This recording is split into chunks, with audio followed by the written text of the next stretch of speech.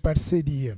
Nós estamos na segunda edição da Primavera Cultural e Literária, aqui da FCA, e essa ação ela corresponde a um dos fundamentos mais importantes, acho que, da universidade, né? Que é a parceria com a comunidade, com a sociedade.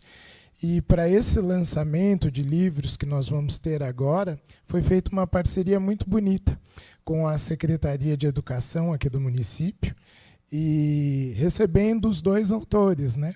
Eduardo Marândola, professor aqui da casa, professora Giane, que também já passou por aqui, e com essa representação da Secretaria de Educação.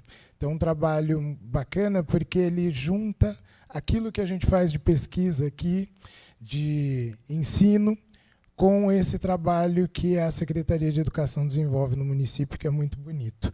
E para darmos continuidade a essa celebração que começou ontem, né? A segunda semana, ela começou ontem, é uma semana de 2 dias. E tem reunido várias atividades. Nesse momento estão acontecendo já algumas oficinas, começaram pela manhã, e vão continuar aí até o comecinho da noite. Teremos um show de encerramento hoje. Tivemos ontem também um show muito bonito de MPB.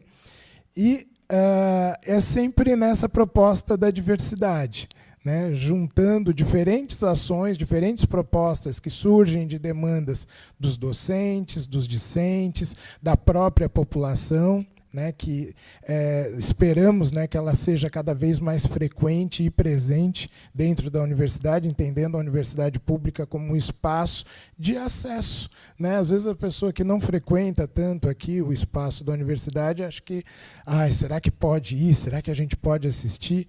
A ideia é exatamente essa, né? Tornar esse espaço acessível, um espaço comum, e que o conhecimento seja para todos, né? E, então, para dar continuidade a essa nossa atividade aqui, eu gostaria de chamar a professora Adriana Capicotto. Deixa eu só abrir aqui, que meu celular, para variar, fechou.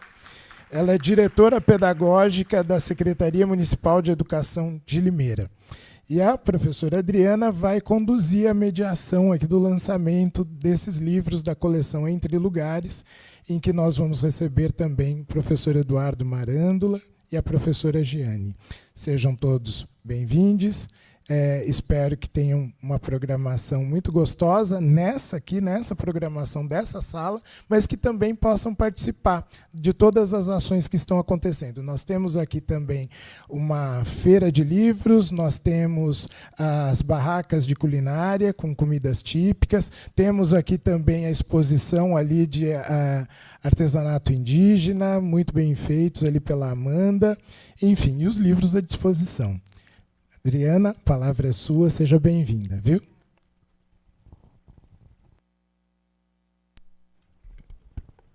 Alô, alô. Boa tarde a todos, é um prazer, eu quero agradecer ao professor Eduardo, que fez o convite, da Secretaria de Educação, e aí eu, representando a Secretaria, venho aqui mediar esse diálogo, essa conversa,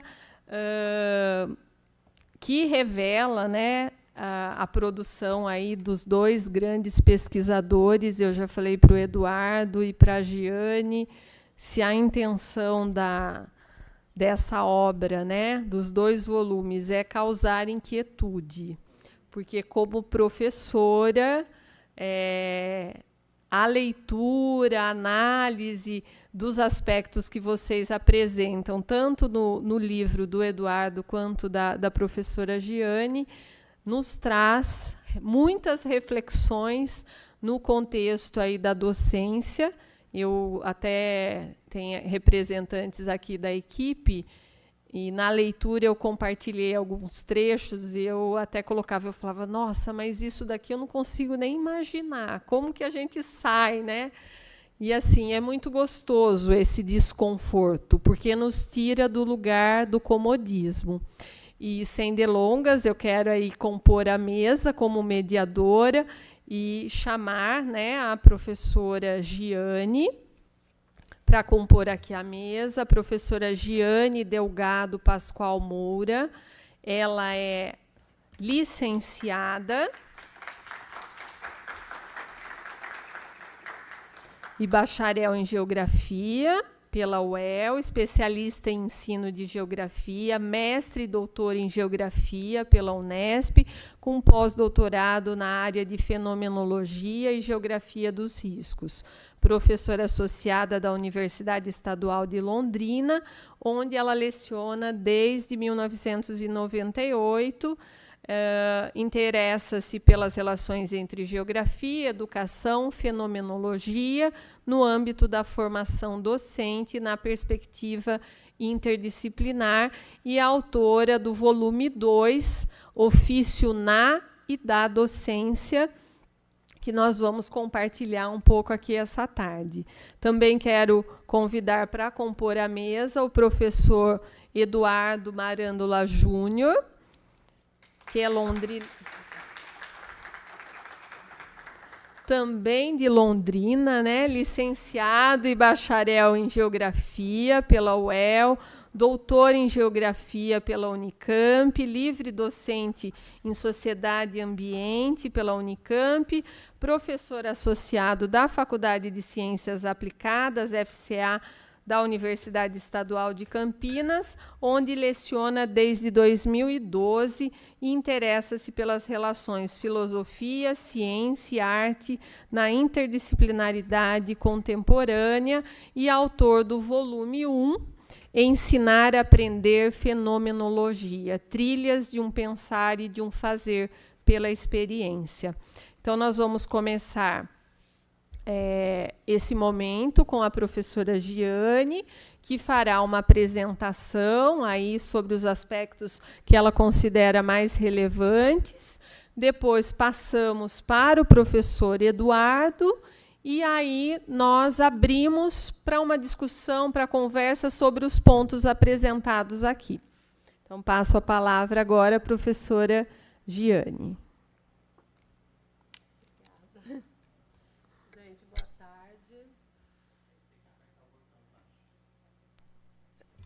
Boa tarde. Gostaria de começar, então, agradecendo ao Eduardo, à Jamile, também pelo convite para estar aqui nessa tarde.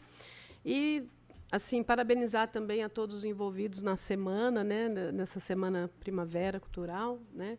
Então, é muito interessante esses eventos, né, em que a universidade se abre à comunidade. Acho que isso é muito importante, né?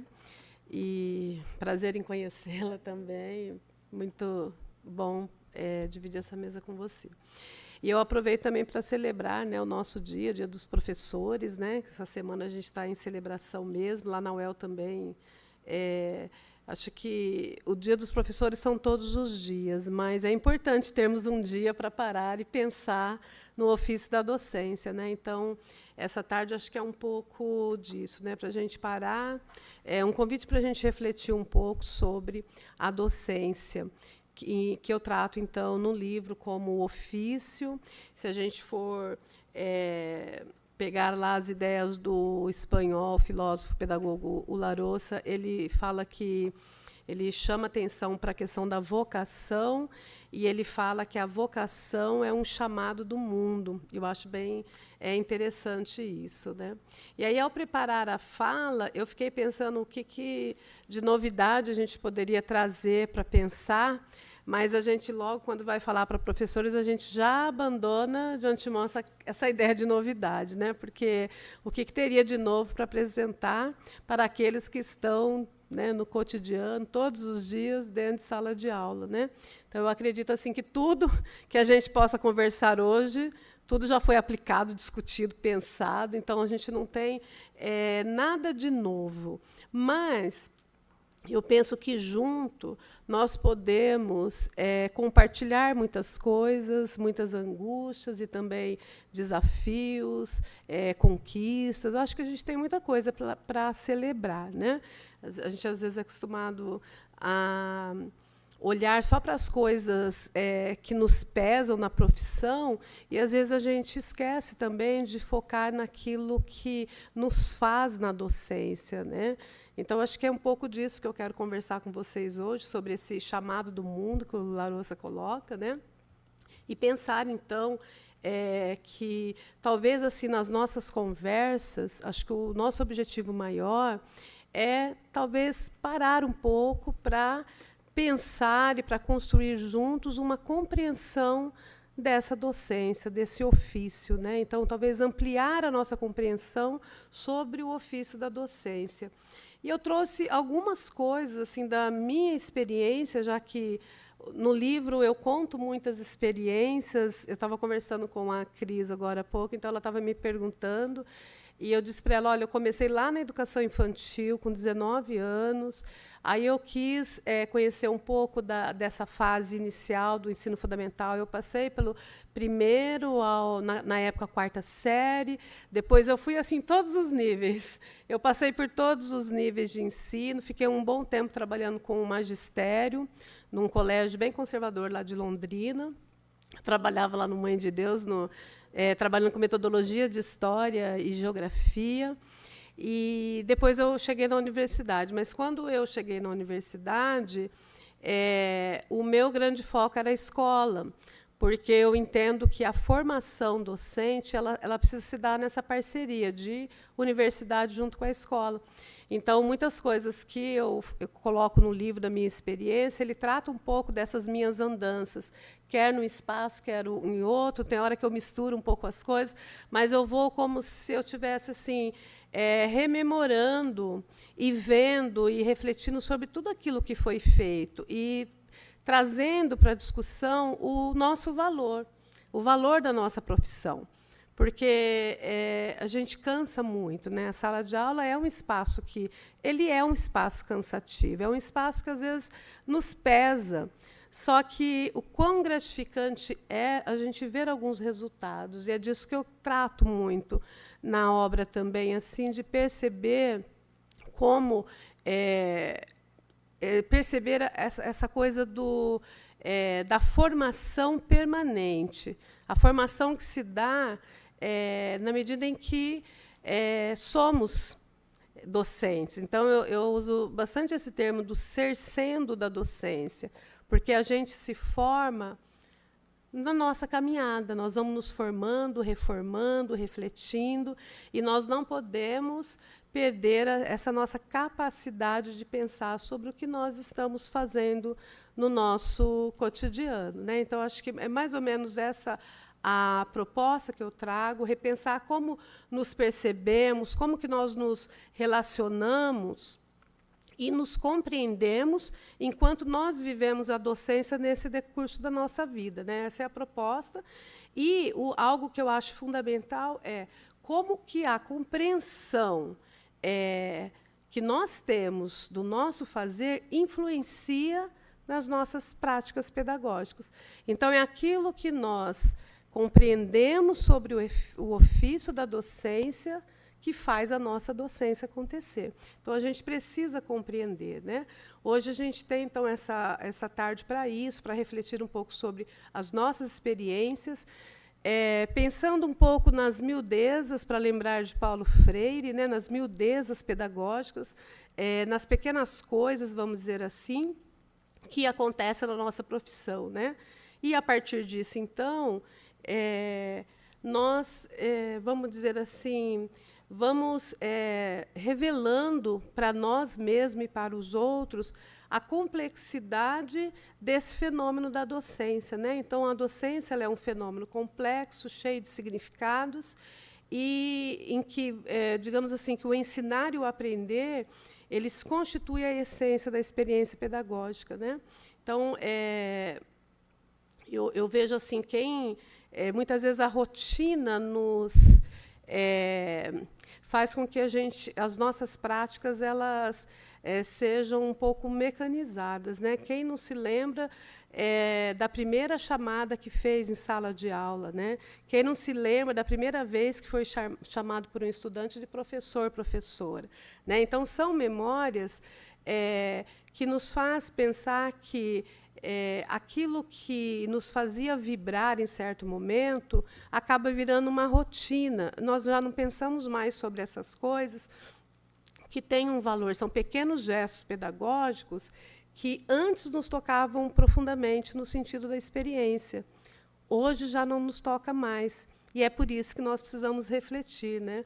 Refletir para nós humanizarmos a docência. Acho que esse é um ponto assim, que eu tento trabalhar bastante, porque foi assim que eu me constituí enquanto docente, né? Então, é resgatar a experiência humana, que acaba se perdendo na atitude natural do nosso cotidiano, né? Então, o nosso ofício, ele é o lugar de nossa interpretação, ele é o lugar do nosso pensar e do nosso fazer.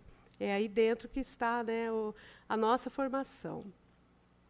Então, e eu trago esse conceito do sentir pensar, mais para a gente pensar assim, que na docência se funde essa ideia da razão e emoção, né, dando corpo ao pensamento e ao sentimento, em uma corporeidade que ela é significativa, né? Nós somos seres que sentem e pensam, e na cotidianidade nós precisamos encontrar um sentido dentro das nossas ações, né? Isso, para mim, é humanizar a docência.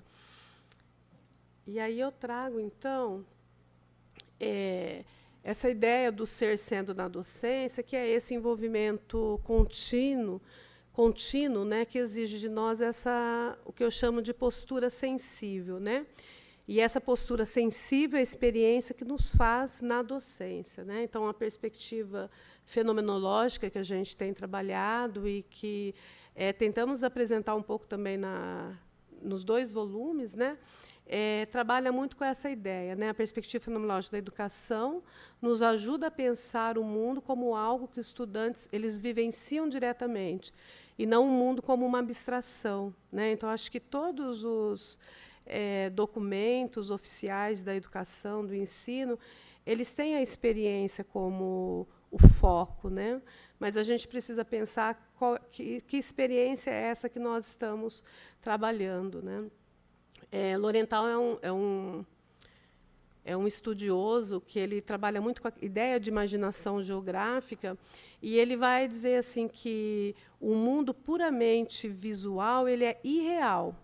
E aí ele diz assim que é preciso integrar corpo, sentidos, né, o som, odor, sabor, tato, emoções e razão, para que a experiência seja completa. Então, é nesse sentido que a gente tem procurado trabalhar a educação, uma educação vivencial, né? E aí eu coloco ali uma frase de Merleau-Ponty que eu acho bem interessante, que diz: o homem está no mundo e é no mundo que ele se conhece. Então, isso significa que, ao valorizar as experiências cotidianas, nós vamos enriquecendo o processo de aprendizado, né? Considerando, então, o ser no mundo, né? O homem como um ser no mundo, né? Então, um ser criança no mundo, um ser adolescente no mundo. Então, é isso que a nossa perspectiva ela busca trabalhar, porque a vivência ela é pedagógica. E é isso que a gente tem procurado mostrar, né? Então, essa foto, nós estamos fazendo um trabalho, nós fazemos trilhas no Jardim Botânico de Londrina, e nós trabalhamos muito com essas trilhas sensitivas, educação ambiental, nessa perspectiva vivencial, né? Então, a gente tem assim, um campo de formação de professores amplo, que se dá na escola, se dá em diferentes espaços públicos da cidade. Então, nós vamos percorrendo e encontrando espaços onde nós podemos trabalhar com essa educação da forma como nós acreditamos, né? Então, aqui eu faço talvez uma provocação, né? Velhos arranjos espaciais, o que há de novo em nossos mapas de sala de aula. Eu fico pensando assim nesses 3 desenhos possíveis, né? Porque hoje se fala muito em metodologia ativa, né? Todos os cursos que vocês vão fazer, que a gente faz, é metodologia ativa daqui e dali, como se a metodologia em si ela fosse resolver você dar todas as respostas que nós estamos procurando, né? Então, muitas vezes nós somos ali naquele primeiro arranjo, é o professor que verbaliza, é o professor que fala, né, numa relação muito vertical. Ora, nós somos mais dialógico, que aquele segundo arranjo ali, o professor tentando, né, trazer esse diálogo do Paulo Freire para a sala de aula. Ora, nós fazemos aquele arranjo mais ativo, pautado na horizontalidade, onde todo mundo aprende com todo mundo. Então, acho que esses arranjos eles acontecem o tempo todo, desde lá da educação infantil até a universidade. Nós estamos sempre procurando movimentar esse espaço físico da sala de aula, na tentativa de que as interações possam acontecer, né? Por quê? Porque nós estamos vivendo um momento de muitas mudanças, né? As gerações, os estudantes de hoje já não são mais os estudantes de alguns anos atrás. As políticas públicas educacionais mudaram muito, né? No Paraná nós estamos vivendo assim a plataformização do ensino.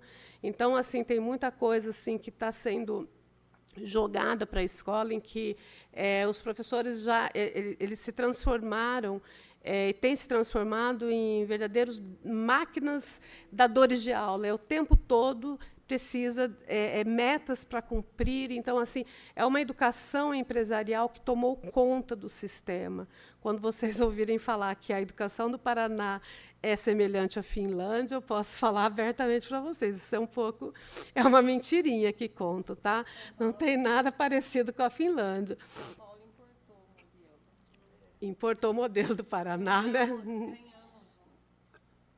Vocês ganharam de presente aí algo que a gente não estava querendo mais, né? Então, assim, com tantas mudanças que nós estamos vendo, a solução rápida, o discurso, o tempo todo é que a metodologia ativa vai salvar. E eu tenho, inclusive, um artigo sobre metodologia ativa, então não sou contra isso. Eu trabalho com metodologia ativa em sala de aula, não tem problema nenhum quanto a isso. Mas não é essa a questão, né? Eu acho que quando a gente pergunta assim, o que há de novo nos mapas de nossas salas de aula, a provocação nós somos apenas cumpridores de tarefa que nos são delegadas, cada vez mais, né, enchendo a escola de conteúdos vazios em si mesmo, com o objetivo claro, né, de alcançar essas metas quantitativas nesse sistema empresarial que eu já falei. Ou nós assim vamos começar a questionar tudo isso e parar e perguntar como, em nosso ofício, nós podemos contribuir para a formação de seres humanos mais plenos, né? E como é que nós vamos lidar com isso? Para além de todos esses arranjos espaciais e pedagógicos, como que nós podemos, por meio das nossas praxes, possibilitar um movimento transformador, né? A partir da escola, a partir da universidade? Eu acho que são essas questões que nós precisamos parar para pensar, né? São questões fundamentais que vão nos lembrar o seguinte, que o nosso fazer ele não se resume à BNCC, né? As suas técnicas, os seus conteúdos prescritos e as provas padronizadas. A educação ela é, antes de tudo, um convite à transformação, né? Transformação de nós mesmos, dos estudantes e da sociedade que nós vivemos. E aí, não estou querendo fazer propaganda do livro, mas eu vim para falar do livro. Então, assim, no livro, eu tento mostrar muito essa transformação que foi acontecendo na minha vida, enquanto pessoa e enquanto profissional. Porque eu vou observando situações em sala de aula, eu conto alguns causos ali no livro para mostrar assim, qual é a concepção que a gente tinha de ensino na década de 90, qual é a concepção que a gente tinha nos anos 2000, e o que mudou de fato, e o que permanece, e o que mudou, mas deveria permanecer, que não deveria ter mudado, ou que a gente precisa resgatar. Então, são 34 anos de balanço, porque eu tenho completo esse ano 34 anos na carreira do magistério. Então, tem muita transformação em 3 décadas, foram muitas mudanças rápidas, e que a gente não para muito para pensar, para observar, quando a gente está ali no olho do furacão, né? Quando a gente está ali, a gente não para. Então, a gente, às vezes, precisa de algumas pausas para pensar em tudo isso, né? E para começar realmente a questionar, né? Então, eu acho que é mais ou menos isso. E eu trouxe aqui algo que eu gosto muito quando falo em sala de aula, em planejamento, em forma de pensar o desenho das nossas aulas. Esse livro que eu coloco aqui, que chama Tremores, do Jorge Larossa, ele é um livro fantástico que fala sobre experiência. E um trechinho que eu trouxe para vocês pensar, porque ele faz algumas revelações também em relação à experiência dele, mas ele fala assim, olha, no final das contas, todo professor, ele ainda espera 3 gestos, e eu acho isso maravilhoso. Porque daí ele diz assim, o primeiro gesto, ele é o gesto temporal, que é o que é dar uma aula? É conceder-se o tempo para o livre fluxo temporal. O que isso significa? Um tempo liberado não apenas para a produtividade, que está marcando muito o nosso momento pedagógico, né? Um tempo liberado não apenas para a produtividade, mas também para a liberdade de não se preocupar com a passagem do tempo. E aí me volta os momentos da escola, os momentos que a gente possibilita de conversas na escola, de aprendizado na escola. A escola precisa ser um tempo que a gente não se preocupa com o tempo. E um segundo gesto, que ele diz que, no fundo, todo professor espera, é o gesto espacial, que é dar uma aula, é ocupar um lugar, onde as atividades elas são realizadas com e na presença dos outros. É oferecer espaço para todos e, ao mesmo tempo, demandar que esse lugar não seja apenas uma posição fixa, mas uma disposição aberta e, acima de tudo, uma exposição ao compartilhamento. E aí o último gesto, ou o terceiro gesto, ele é um gesto material. E ele diz assim, dar uma aula é colocar sobre a mesa e dizer, preparei isso para você. Olha aí o nosso planejamento. Eu reservei isso para você. É um respeito com o outro quando a gente prepara uma boa aula. Olha, foi isso que eu trouxe para você. Porque nós, professores, nós não devemos seguir o ritmo. Essa sala de aula é indisciplinada, eles não querem nada com nada, eles não querem aprender, então eu não vou preparar. Né? Então, assim, as nossas expectativas, e eu não estou dizendo isso de um gabinete, estou dizendo isso da minha experiência vivida. Nós sempre temos que criar altas expectativas dos nossos alunos. Sempre altas expectativas, porque quanto mais a gente abaixa as expectativas, assim, mais empobrecedor será o nosso fazer pedagógico. Então, mantenham as expectativas elevadas, porque você sempre, e isso significa de forma materializando, né, esse planejamento, significa dizer, preparei isso para você. Então, é fornecer, né, esse gesto material é fornecer uma materialidade a ser explorada, uma linha de orientação, de raciocínio a ser seguido, um método de estudo para os estudantes, né, um método de pesquisa. E aí, né, repetindo as mesmas lições, aí vem a ideia da novidade, né? E ainda nesse livro de Jorge Larossa, ele vai dizer assim, o professor ele sempre vai repetir as mesmas lições, só que, ao repetir as mesmas lições, ele espera que algo novo aconteça. Ele espera não só ensinar, mas ele também aprende coisas novas ao repetir as mesmas lições. Então, eu vejo isso assim como uma forma até de... digamos, de motivação mesmo para nós. Né?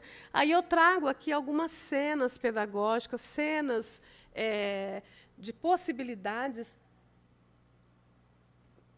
que vêm dessa ideia, né? A partir de um lugar de aprendizado, que é permeado pelo tempo. Então, aqui a gente tem inúmeras formas pedagógicas de trabalhar. Né? Então, eu parto de um lugar de aprendizado, escola, pátio da escola, em torno da escola, outros lugares possíveis. Né? Eu vou em busca do aprendizado, onde ele está, onde ele pode me fornecer. Né? explicações sobre o mundo. Então, assim, partir de um lugar de aprendizado permeado pelo tempo, pelo espaço compartilhado e pela materialidade do conhecimento, que é o que a gente encontra nesse livro que eu coloquei para vocês, Tremores. Então, aqui a gente tem um estudo dirigido, a gente tem uma discussão. Essa terceira foto, a gente está aplicando uma atividade, uma metodologia que chama Memória Viva, esse artigo está publicado na revista Geografia lá da UEL, que a gente conta o resultado um pouco sobre isso, em que nós encontramos ali pioneiro da região do entorno do Colégio Vicente Rijo, que é o segundo maior colégio do Paraná e o maior colégio de Londrina. E aí nós encontramos moradores que moravam ali há 50 anos e que viram as nascentes ali da região serem soterradas para a construção ali toda a região ali no entorno do colégio. E aí nós vamos conversar, os alunos prepararam entrevista, conversaram, aplicaram o método científico, desenvolveram relatório. Então, foi um aprendizado de muitas coisas. Onde isso? A gente, lógico, né, fala assim, não tem dinheiro para sair, não tem dinheiro. Né? Ali, no entorno da escola, a gente descobriu, foi um lugar de aprendizado. Né? E assim, né, várias outras situações que a gente tem com o projeto Horta também, que a gente trabalha, e tem que a construção da composteira, ali, o sistema de captação de água, da chuva. Então, esse projeto foi um projeto muito grande, que está também publicado num dos livros do PIBID que nós publicamos. E aqui, então, tem um projeto assim, de captação de água de chuva, composteira e horta escolar, tudo no mesmo colégio, com envolvimento assim, muito grande de estudantes, de professores, mostrando que mudar é difícil, mas é possível, como diz o Paulo Freire. Né? Então,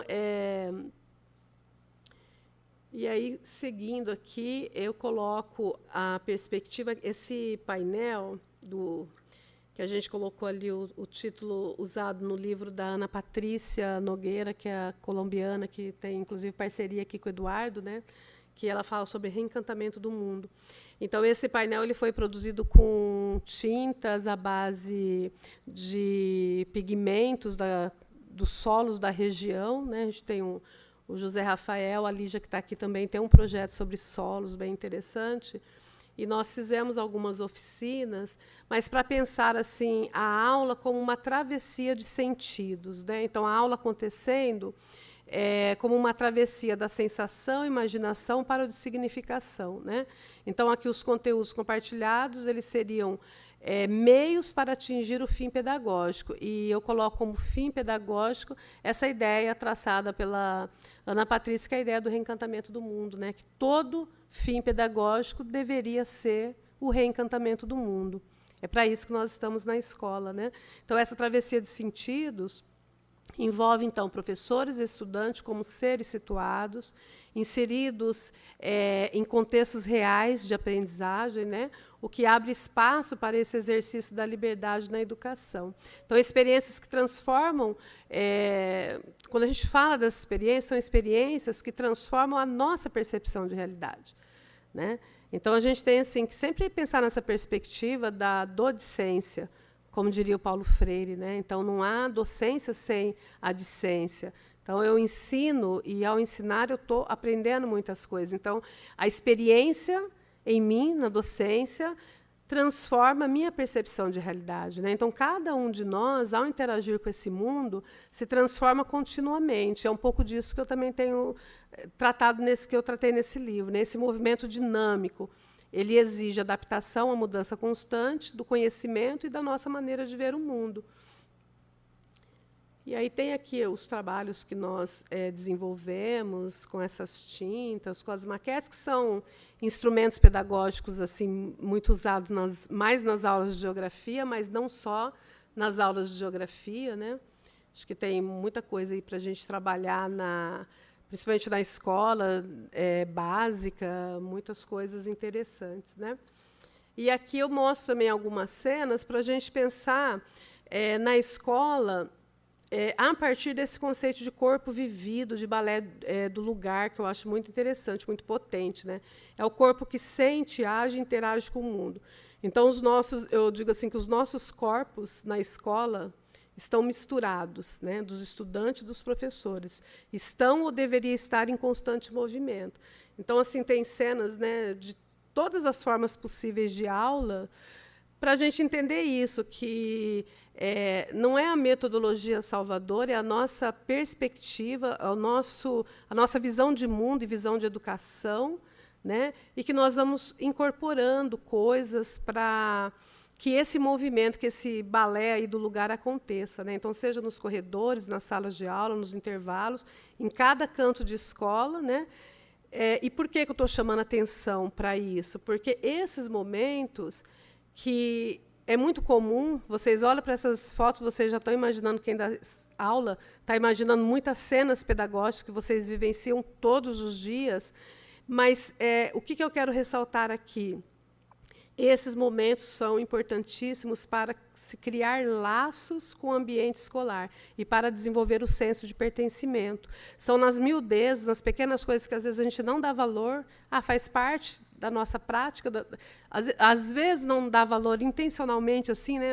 É bobagem, é coisa da rotina, mas são essas miudezas que desenvolvem o senso de pertencimento.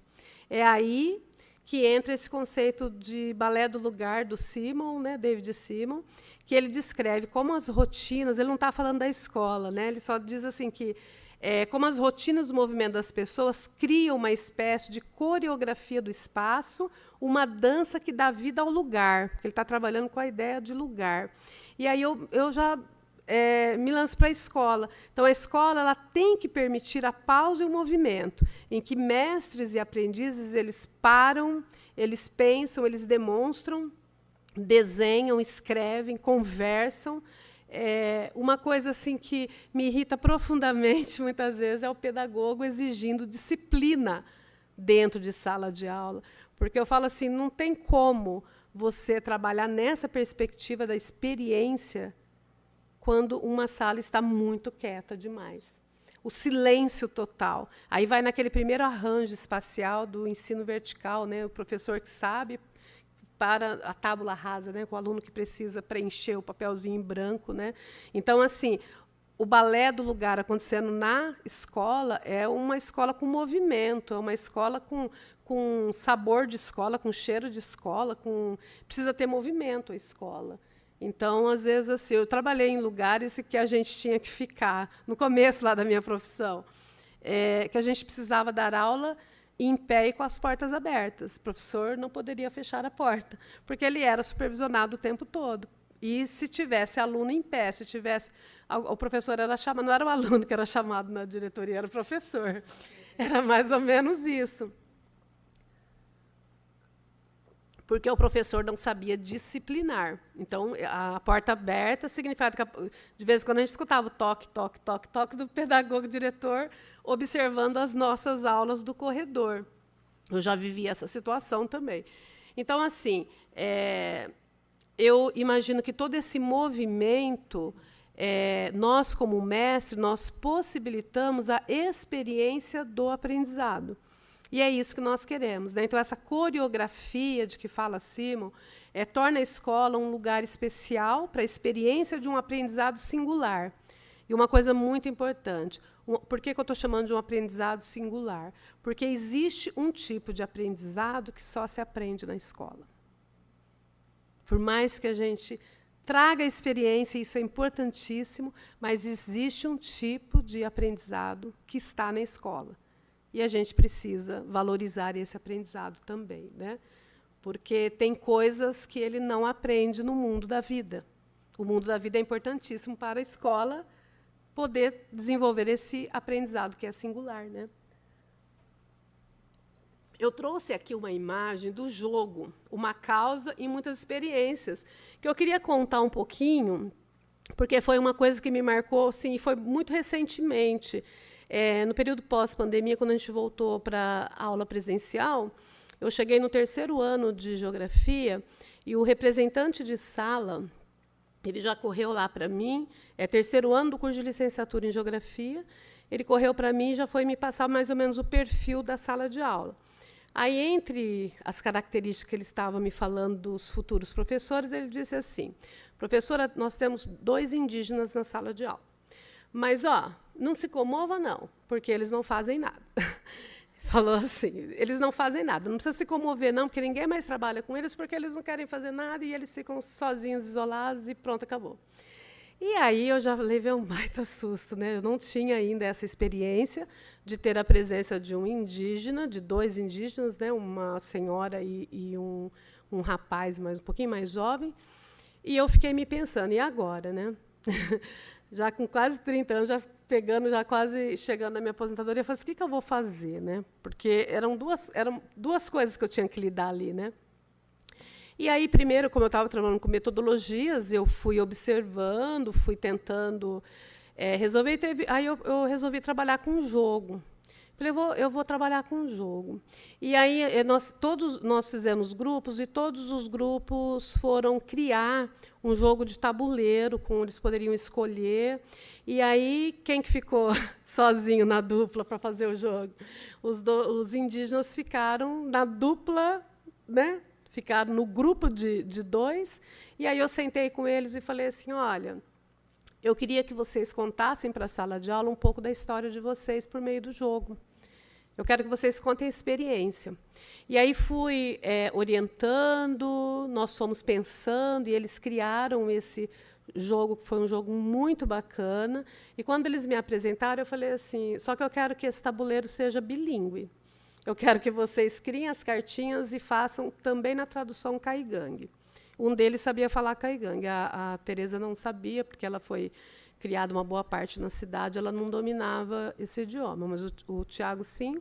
E aí ele fez toda a tradução desse jogo, e chegou esse dia que está ali na foto, que está aparecendo só um pedacinho, nós fizemos assim vários pequenos grupos, e ele está apresentando para um pequeno grupo. A gente girava, os grupos passavam pelos jogos e eles apresentavam. E ele começou a contar a história dele a partir do jogo. Gente, foi assim muito significativo, porque os alunos pararam para conhecer o outro. E eles ficaram encantados, aí começaram a conversar. Houve uma interação ali que foi fantástica. Eu não posso dizer para vocês que isso foi milagroso e que resolveu todos os problemas, porque não resolveu, não. Mas aquele momento ali do jogo foi interessantíssimo, porque aí eles começavam a perguntar palavras, como é que fala isso em caigangue? Aí ele começou a contar umas histórias do território deles, os alunos começaram a se interessar, e eu percebi que foi uma estratégia muito interessante, que foi a primeira vez que os demais estudantes pararam para ouvir o outro. Porque até agora é esse outro estrangeiro que estava entrando na sala de aula para aprender uma cultura que ele precisava aprender. E ninguém estava, em nenhum momento, disposto a aprender algo sobre a experiência do outro.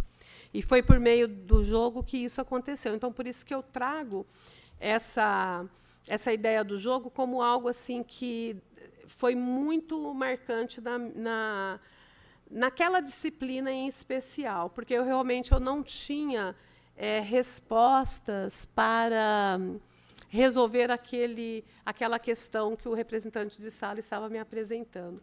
Eu já vou concluir aqui, tá? Já estou quase terminando. E aí, esse outro slide, ele apresenta uma série de imagens sobre um projeto que nós fizemos, grafitando os muros escolares. Esse é um muro bem grande que tem numa rotatória em Londrina.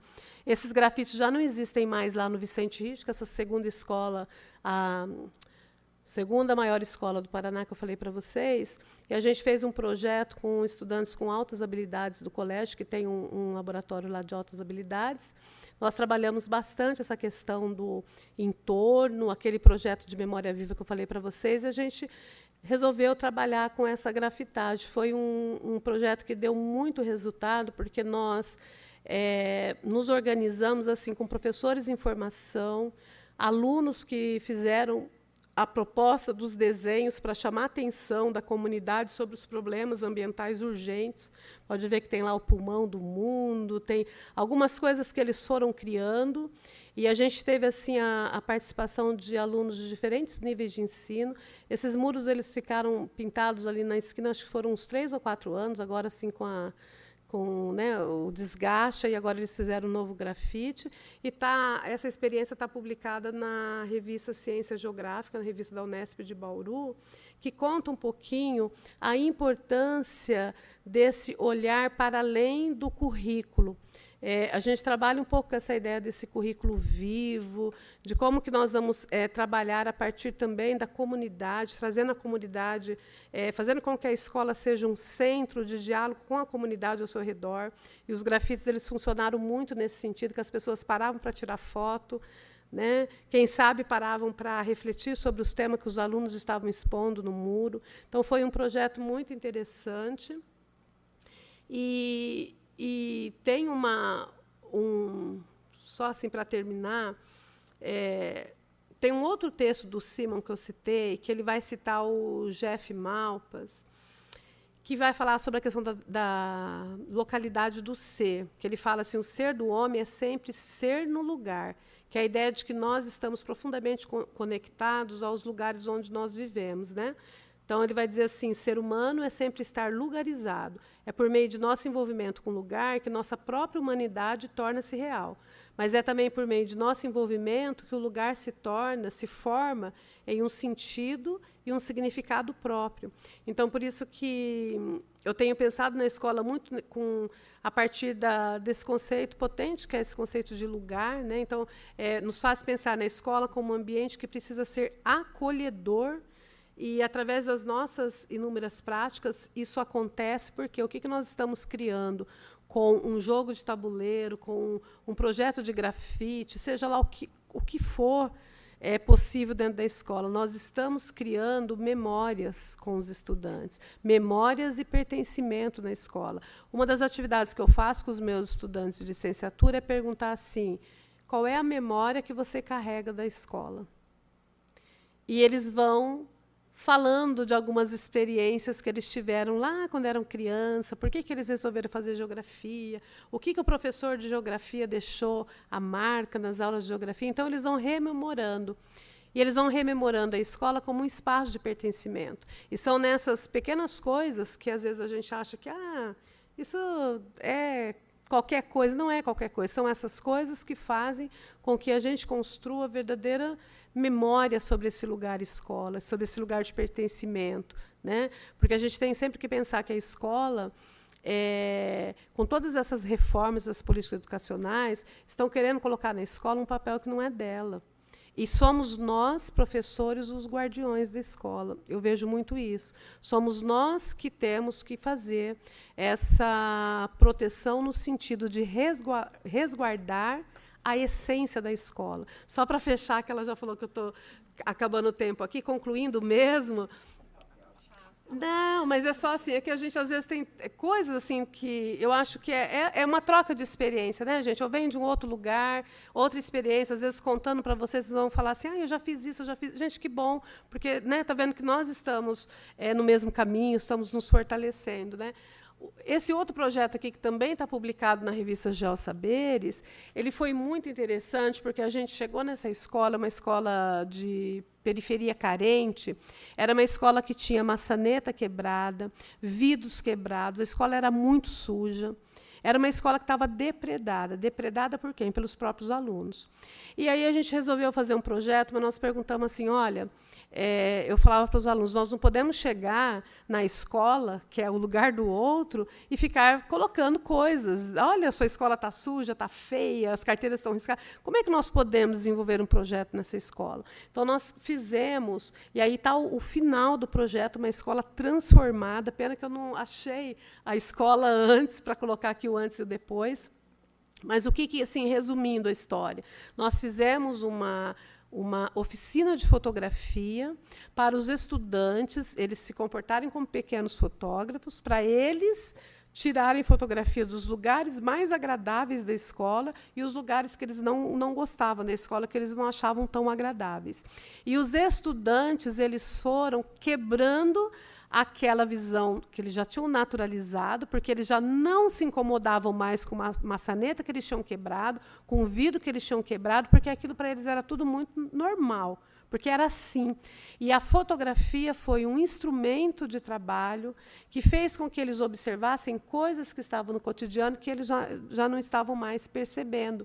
E, pelas fotografias, eles começaram a fazer críticas e começaram a fazer sugestões, eles criavam uma legenda na fotografia do que era possível mudar. E aí a gente chegou, para finalizar, a gente produziu um documentário, fizemos grafite, fizemos concurso de fotografias, mas a gente fez um documentário com um senhor que trabalhava há 30 anos na escola e os alunos não sabiam, que era o senhorzinho que levantava às 5 horas da manhã, passava recolhendo carteiras quebradas, maçaneta, e ele arrumava, quando chegava às 7 horas da manhã, o máximo que ele conseguia fazer, ele fazia das 5 às 7, para que a escola estivesse mais ou menos organizada para receber os alunos. E os alunos não conheciam esse trabalho dele, via o tio para lá e para cá, chamava de tio, e não sabia. E a gente marcou um dia e nós separamos um grupo que nós fizemos entrevista com esse servidor da escola para ele contar como que era o dia dele na escola. E os alunos entrevistaram, gravaram, e depois nós chamamos a família do senhor para assistir o trabalho que eles fizeram. E essa escola, nós ficamos cerca de 3 anos na escola, essa escola ela foi transformada. Ela foi transformada pelos próprios estudantes, que aí eles já não queriam mais um lugar feio de estar. Eles queriam um lugar porque eles perceberam que era legal ter uma escola alegre, ter uma escola organizada. Eles começaram na verdade, valorizar esse lugar, enquanto um lugar para se estar. Então, o que a gente estava trabalhando ali? Uma questão ambiental muito importante, que é o cuidado com as coisas.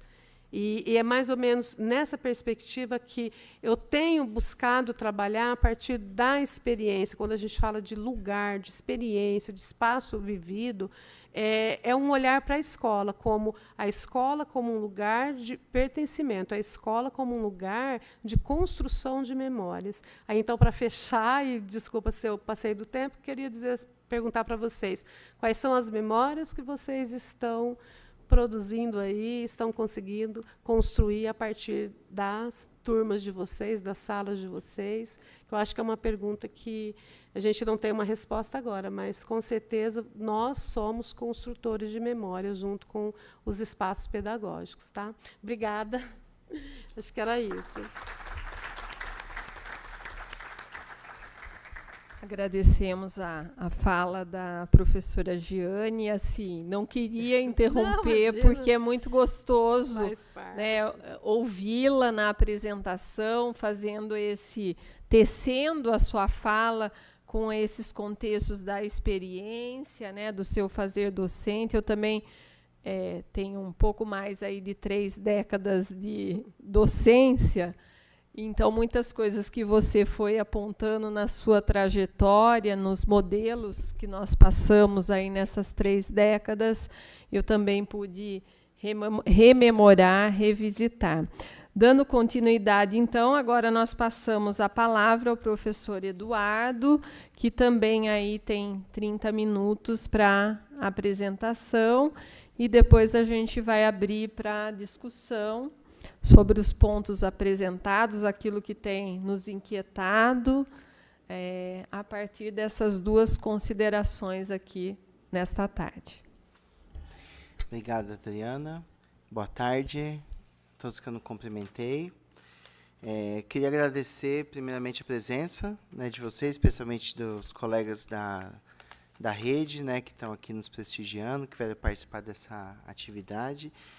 Essa parceria que tanto nos alegra sempre, né, com a Elvira, com a Vivi, com a Adriana.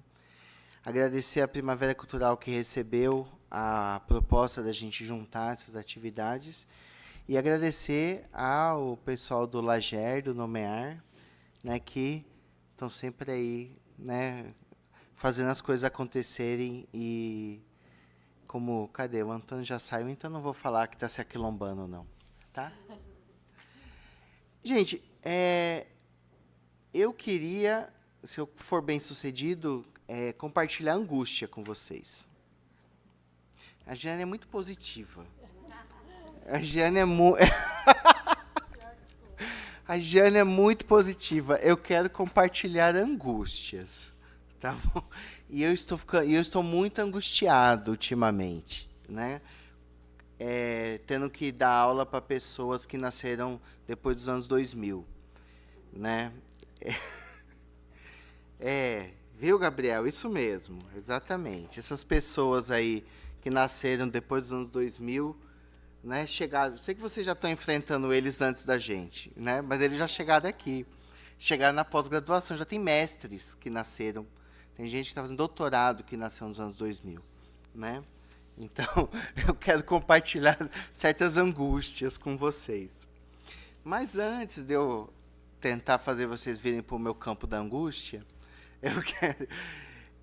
eu vou começar pela experiência, porque é o tema central da nossa conversa hoje, dessa coleção, que motiva essa coleção, né? E, para quem é da área de educação, a gente sabe que experiência é quase um chavão. Não é de hoje que se fala de educação orientada para a experiência, pautada na experiência, né? A gente poderia lembrar do Nova Escola, né, do Dewey, a gente poderia lembrar do próprio Paulo Freire, a gente poderia lembrar que no Brasil não vingou muito com esse nome, mas as tradições fenomenológicas, as hermenêuticas, enfim, tem foco na experiência de diferentes maneiras, não é de hoje. E é interessante que quando as teorias pedagógicas se referem à experiência, elas estão, de alguma maneira, reificando ou partindo de uma separação tácita entre teoria de um lado e prática de outro. Então, quando a gente fala em teoria, normalmente a gente está em perspectivas cognitivistas, ou seja, que entendem o conhecimento e os processos de ensino-aprendizagem em seu âmbito meramente cognitivo, que é o mesmo que dizer que não tem corpo. É por isso que tem que disciplinar, porque o corpo atrapalha. Então, tem que ficar tudo muito focado para poder, né, que o corpo fique quieto para que a mente funcione. Então, o ensino baseado na teoria. E parece que quando a gente defende o contrário, essa prática, aí parece que não tem teoria. É só fazer. Então, é uma separação, né? Ou eu penso, ou eu faço. Aqui a gente está na Faculdade de Ciências Aplicadas, ninguém está vendo, nem está gravando, né? Mas é muito comum, né, essa ideia de que as ciências aplicadas é o fazer. E quando os nossos estudantes aqui na FCA têm aula com a gente, do NGC, que é o Núcleo Geral Comum, essas aulas aí de filosofia, ciências humanas, aí tipo, mas para quê, professor? Né? A gente quer aprender a fazer as coisas, a gente não quer ficar pensando no que vai fazer, a gente quer aprender a fazer. Mas a mesma coisa acontece se eu for lá no FCH ou em outras unidades, que você começar com coisa muito para não, mas é só para fazer? Eu não sou apertador de botão. Então, assim, essa separação está na nossa sociedade, está na universidade e está nas escolas, né? Parece que fazer e pensar são coisas alérgicas entre si. Então, quando a gente traz a experiência para a discussão pedagógica, né, parece que a gente está valorizando um saber fazer que não é à toa, calhou muito bem para esse tipo de ensino empresarial que a Jane lembrou que está em voga. Por quê? Vamos parar com esse negócio aí de ficar filosofando, entre aspas, né? A gente quer aprender a fazer. Então, olha que interessante, né? Que união interessante, né? As teorias da experiência, de repente, se tornam um veículo para entrar nas escolas de perspectivas pedagógicas que são altamente instrumentalizantes, né?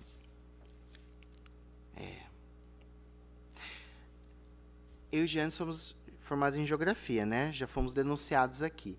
E a geografia é uma ciência que ela historicamente, ela sempre esteve muito mais próxima de perspectivas que se costumava chamar de corológicas, ou seja, perspectivas, um conhecimento empírico ou empiricista, né? Ninguém precisa levantar a mão nem denunciar nada, mas durante muitos anos, ensino de geografia na escola era o quê, Jeane? A Jeane não sabe que ela não era nascida. mas era a decorar os afluentes da margem direita do Rio Negro, do Rio Amazonas, né? Eu não tive essa geografia na escola, tá, gente? A Giane também não. Mas, a gente copiava. Mas o que veio substituir? Então, quer dizer, uma coisa bem prática, não é? Bem prática. Mas o que veio substituir? Grandes teorias explicativas abstratas. Aí a gente vai discutir classe social, a gente vai discutir sistema mundo, que é de uma abstração gigantesca, né? Então, essa questão entre teoria e prática, ela atravessa as questões educacionais, mas também as questões, evidentemente, acadêmicas, né, de construção do conhecimento. Então, quando a gente pensa em pedagogias da experiência, os nomes que a gente quiser dar a essas abordagens, parece, então, necessário que a gente aprenda a fazer algo. É interessante, né, quando a gente faz esses eventos, a gente chama curso quando é algo teórico e oficina quando vai ensinar a fazer alguma coisa. Então, quer dizer, de novo, a gente está reificando essa separação de pensar e fazer. Mas na geografia ou na escola, tem muitos recursos para isso, né, para esse fazer. São os trabalhos manuais, são os trabalhos de campo, né, que às vezes chama estudo do meio, né, na escola, mas nada mais é do que um trabalho de campo, as visitas técnicas, os exercícios, as práticas, e Giane, né, tanto no livro quanto aqui, ela trouxe várias dessas possibilidades. Mas o que tem em comum, que é a chave que eu quero para poder virar a página do meu caderno? É que todas essas dinâmicas que se mobiliza para realizar um ensino ou uma pedagogia pela experiência envolvem a corporeidade. Então, naquela separação que eu comecei falando, né, o corpo disciplinado e a mente ativa, todas essas outras atividades aqui, quando a gente pensa em experiência, a gente está pensando em mobilizar o corpo, né, a gente está pensando em... Né, já trouxe vários exemplos, né, essa ideia da dança do lugar, essa ideia da própria dinâmica da sala de aula, o ruído, o barulho, a aparente desordem, tudo isso é movimento. Quer dizer, som, barulho é movimento. Movimento do quê? Dos corpos. Né? É atrito, né? É discussão, é disputa, é corpo e movimento. Então, acho que dá para, antes de eu virar a página, dá para a gente ficar com a ideia de que as pedagogias da experiência reclamam uma corporeidade em movimento. Certo? Ou, de uma certa forma, recentrar ou recolocar a relação entre corpo e mente que a nossa tradição aí de filosofia, de ciência e de pedagogia separou, né? Como eu já falei. Eu estou vendo aqui o Samuel, e aqui nós estamos numa faculdade que tem ciência do esporte. E dentro da ciência do esporte, nós temos áreas que trabalham com a pedagogia do esporte, pedagogia do jogo, né? Inclusive aqui na FCA é bastante, reverbera bastante. E não é nenhuma nem outra perspectiva pedagógica e até filosófica que vai dizer que a educação do corpo é a educação da mente e vice-versa, né? O que nós estamos tentando dizer aqui é outra coisa. É que não tem educação do corpo ou educação da mente, né? A educação já é da corporeidade, que já é indissociável. Mas o que acontece, gente? É aí que eu vou começar a tentar deixar vocês angustiados comigo, tá bom? O que acontece? Acontece que tudo isso eu não falei nenhuma novidade, é óbvio, né? Todo mundo sabe de tudo isso. Só que qual que é o desafio? Por que eu estou em pânico, tendo que lidar com certas pessoas? Porque nós vivemos um tempo do eclipse da corporeidade. Nós vivemos uma série de mudanças sociais, né, que atingem diretamente nossa vida privada, a nossa maneira de se relacionar e construir relações e, obviamente, de construir contextos educacionais que fazem com que a corporeidade, em vários sentidos, ela está sendo Por que eu estou usando o termo eclipsada? Porque não é que é inalienável, não tem como a gente retirar a corporeidade, né? A não ser que consigam transferir a nossa consciência para as máquinas, como a ficção científica do século XX diz que seria possível. Mas enquanto isso não é possível, a gente não consegue retirar a corporeidade. A gente consegue eclipsar, ou seja, a gente consegue interditar, a gente consegue retirar a ênfase, a gente consegue diminuir o movimento, restringir o movimento, e assim por diante. Quais são alguns fatores que eu estou pensando que eu sinto isso acontecer de alguma maneira? Por exemplo, os riscos e as vulnerabilidades urbanas, né? Então, quem daqui dessa sala brincou livremente na rua? Né? Quem daqui dessa sala... Ó, o Henrique está ali, né? Henrique pequenininho, né? Ele falava assim, aí ele ouvia a gente contando, né, que eu andava de bicicleta, que eu saía, que com 6 anos de idade, naquela Londrina, eu pegava o ônibus, sozinho, ia para a Biblioteca Pública Infantil Municipal, no centro, retirar livro, com 6 anos. E ele ouvia essas histórias, né, e ele falava assim, ô pai, como é que é brincar na rua? Deve ser super legal brincar na rua, né? Como é que é andar sozinho? Henrique nunca andou sozinho na cidade. Tem 13 anos. Ele nunca pegou, o máximo foi, a gente deixou ele dentro do shopping, e ele ficou lá a tarde toda com os amigos, sem supervisão. Já é um avanço, né? Então, vamos perguntar para a Giane com qual idade ela deixou a filha dela fazer isso, mas teve supervisão. Henrique, 13 anos, ele não tem essa experiência, ele ainda, a gente até está conversando em casa, né? Ó, vamos começar o processo de Henrique ir na padaria sozinho, né? Vamos começar. Mas é isso, gente. Tem classes sociais, tem pessoas que têm essa experiência? Tem. Não necessariamente porque tem liberdade, mas porque, né, na verdade, tem processos de vulnerabilização muito sérios. Não é porque eles vivem em ambientes seguros e estão tranquilos, então, né, é porque não é isso. Então, assim, isso é um fator. Os riscos urbanos, a violência, e eu não preciso nem falar das violências de gênero, né? A gente está falando de um menino de 13 anos, né? Com quantos anos? Eu brinquei aqui com o Giane, porque é brincadeira mais antiga, tá, gente? Mas é claro, né? A gente sabe as questões de violência de gênero, como é que a gente deixa sozinhos. E, é claro, os meios eletrônicos, né? As redes sociais, os celulares, o videogame, a televisão, né? E tudo isso. Então, assim, no fundo, esses e muitos outros fatores que a gente poderia rolar, eles constituem um conjunto de restrições ou mudanças na mobilidade das pessoas que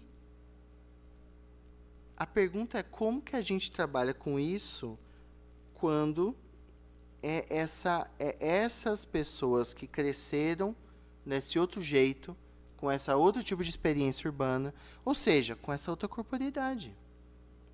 Então eu cresci, e muitos de vocês também, tropeçando, caindo com a cara no asfalto, caindo de bicicleta, quebrando, ralando, né? E tudo mais, né? Eu lembro de colegas meus lá na rua. Bom, primeiro que tinha rua e tinha tanto menino, tanta gente nessa rua, né? Que a gente podia fazer guerra de mamona. Né? Quando derrubaram um limoeiro lá, fizeram barricada a cada lado da rua para fazer guerra de limão. É, exatamente. Os meninos lá inventaram de fazer os meninos, eu não, tá? Inventaram de fazer a fogueira num terreno baldio para pular de skate. E aí caíram dentro. E que tiveram queimadura. Qual que é o grau pior? Primeiro ou terceiro? De terceiro grau, e eles esconderam das mães. Ficou uma semana de calça no calor, para esconder a queimadura, né? Qual é a experiência? Qual é a corporeidade que chega às escolas? Né? Ou quais são as várias corporeidades que chegam às escolas? Né? E aí é muito interessante, porque aí essa dinâmica que Giane lembrou, né, da disciplina, tem uma geração de certos estados sociais que não tem problema para ficar disciplinado. Porque, na verdade, essa corporeidade já tá excessivamente disciplinada. Não é? E aí, olha só. Como que a gente trabalha? E aí eu estou falando todos os níveis de ensino, estou incluindo aonde eu atuo, que é o ensino superior, que é esses... Né, que chegam depois de passar por vocês, né? como que a gente trabalha sem reificar essa dicotomização entre, de um lado, um conhecimento prático, que não seja meramente operativo, e um conhecimento teórico que não seja meramente abstrato, né? E aí, a questão, me parece, de alguma maneira, passar pela corporeidade, para a gente repensar ou reconsiderar não só o papel da corporeidade na constituição do conhecimento, mas também pensar que corporeidades são essas que estão chegando nas escolas, que estão chegando nas universidades. Porque não é só essa questão de se mexe ou não se mexe, né? Essa questão de tem rua ou não tem rua. Nós estamos falando de raça, nós estamos falando de sexualidade, nós estamos falando de tantas questões que envolvem a corporeidade, que são questões existenciais. E se conhecer, é o que as pedagogias da experiência todas defendem, não é? Que a experiência é fundamental para o conhecer. E se esse conhecer ele está ancorado por diferentes corporeidades, isso quer dizer que a experiência, o conhecer pela experiência, é mais do que conhecer pela prática, mas é conhecer pelo sentir. É conhecer pela própria dinâmica existencial, que envolve essas várias formas de existência, né?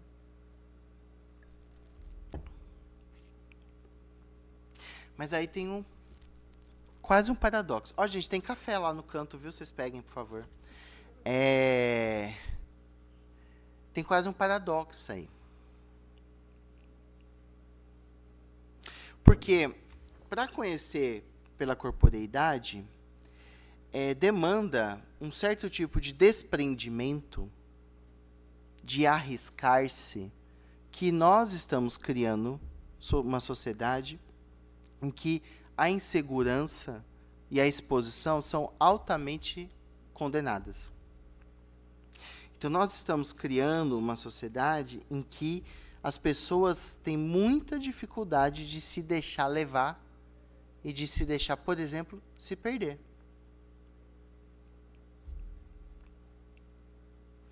Né, Giane? Ao mesmo tempo, a gente está criando pessoas, né? E aí, quando eu digo pessoas, não é só indivíduos, eu estou falando de um processo social. Em que, ao mesmo tempo, nós duvidamos muito dos nossos sentidos. É claro que isso é um processo longo, mas hoje nós estamos no ápice disso, né? A gente prefere, né? Ó, tem vários exemplos que a gente poderia dar para isso. Um muito simples, né? As pessoas que têm já uma certa idade, vamos dizer assim, a partir dos 40 anos, sempre se locomoveram sem recurso a qualquer sistema de GPS.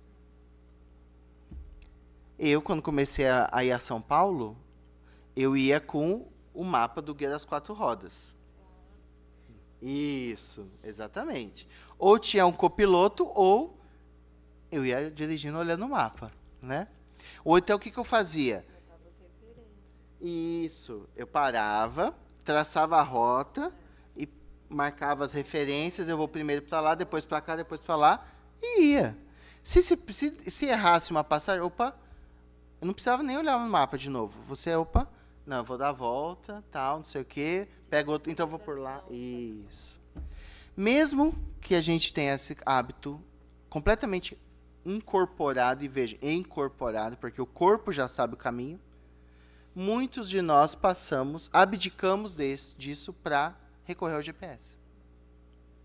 Mesmo sabendo o caminho. Eu não esqueço meu pai, que já fez ida e volta de Londrina para cá não sei quantas vezes.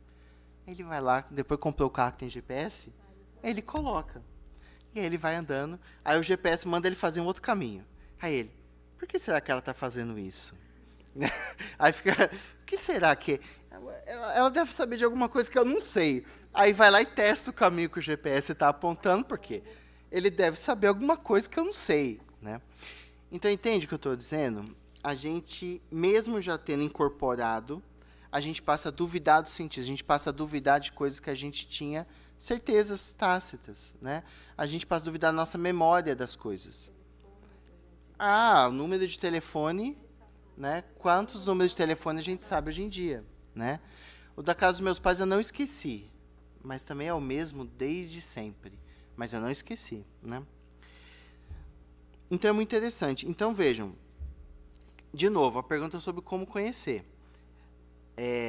A gente tem, de um lado, um recurso à experimentação, ou um certo incentivo a essa experimentação, mas, ao mesmo tempo, a gente está cada vez mais duvidando do sentido. Então, por que eu vou experimentar? E as novas gerações fazem essa pergunta. Por que eu preciso, por exemplo, a gente vai ensinar a fazer mapa. Por que eu vou fazer na mão, se o Google já está pronto? Por que eu vou fazer essa conta na mão, se já tem a calculadora, já tem o programa, já tem IA, já tem... Por que eu vou aprender a fazer manualmente? Porque confia mais no sistema do que na prova. Então, a gente está o tempo todo falando, gente, vamos fazer, vamos pôr a mão na massa, vamos levar as crianças para fazer não sei o quê. Mas eu não sei, sabe, isso. E se a gente não for para o experimento, a gente vai para a tradição consolidada. Ou seja, a gente vai para o tipo de conhecimento que já estiver bem estabelecido. A gente não vai para as coisas que estão acontecendo no momento. A gente vai procurar saberes que já sejam... Ou seja, aquela abstração que a gente tentou fugir quando a gente quis trabalhar com a experiência. E aí, tem 2 exemplos que eu queria dar, talvez eu dê só um, pelo tempo, mas que eu sinto bastante isso, né? Então, por exemplo, nós temos alguns exercícios que a gente... Isso tanto em sala de aula, quanto nas pesquisas, né, que os orientandos vão fazer. E eu não vou olhar para ninguém para não sugestionar que ninguém se denuncie. Eu vou ficar olhando para cima, assim, para não dizer que eu estou, né, falando alguma coisa. Mas, assim, por exemplo, ele fala, descreva a paisagem. Descreva o que você está vendo. Descreva o que aconteceu. Gente, hoje em dia, esse é um dos exercícios mais difíceis que você pode pedir para um universitário fazer. Porque ele não consegue descrever o que ele vê. Ele descreve o que, a partir do que está aparecendo para ele, ele remete às teorias, aos conceitos que ele está estudando. Então, pedir para uma pessoa só descrever o que ela está observando, tentem fazer. A pessoa começa a explicar o que ela está vendo, e não a descrever o que ela está vendo. Pede para falar para ela descrever o que aconteceu, ela começa a analisar o que aconteceu. Pede para descrever o que sentiu, ela começa a analisar o que ela sentiu. Isso com descrição da paisagem assim, acontece, impressionante. E mesmo que você coloque a pessoa assim, ó, eu já fiz isso, tá? Coloca ela na frente, só diz aqui. Não tem mais nada, só. Ó, isso aqui não é de verdade não, tá, gente? Não tem as ripinhas, não. É um adesivo, tá? Não se enganem. Eu fiquei enganado muito tempo, até eu vim botar a mão. Tá vendo? Achou que era ripado. Ripado é caro, rapaz. Você tá achando que isso aqui ripado é muito caro. Ó, o painel desse tamanho ripado fica uma nota.